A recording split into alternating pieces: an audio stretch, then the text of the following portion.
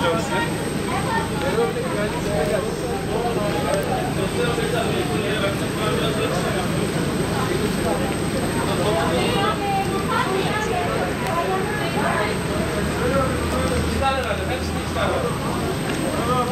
Çok güzel karşılandık. Her şey çok güzeldi. Teşekkür ederim. Çok sağ olun.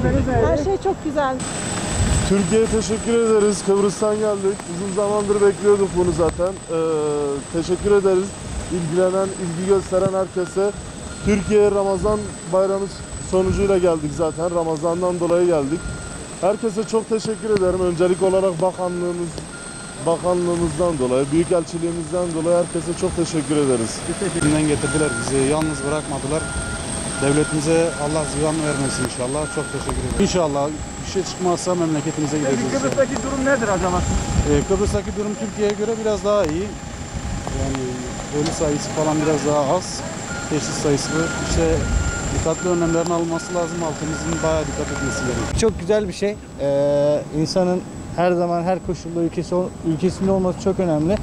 Kıbrıs'ta yavru vatan ama hani insan ne olursa olsun kendi bildiği topraklarda olmak istiyor. Öncelikle herkese, sizlere, bütün kaptanlara, hostesleri, bütün sağlık çalışanlarına çok teşekkürler. İyi ki varlar. Vallahi Kıbrıs'ta çok bekledik buraya gelmeyi. Konya Ereğli'ye gitmem lazım. O yüzden torunuma bakmam lazımdı. O yüzden çok bekledik. Van'a geldik. İnşallah burada da güzel olur. Bir rahatsızlığımız yok çok şükür. İnşallah her şey de düzelir. Hepinizden Allah razı olsun. Yani çok ilgi gördük burada. Çok memnunuz. İnşallah sonuna kadar da böyle olur.